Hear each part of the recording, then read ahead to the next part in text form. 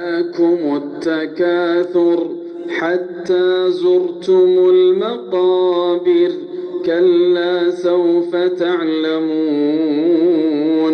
ثم كلا سوف تعلمون كلا لو تعلمون علم اليقين لترون الجحيم ثم لترونها عين اليقين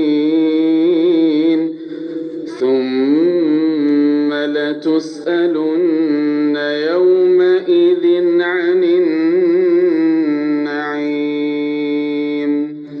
العصر إن الإنسان لفي خسر إلا الذين آمنوا وعملوا الصالحات وتواصوا بالحق وتواصوا بالصبر.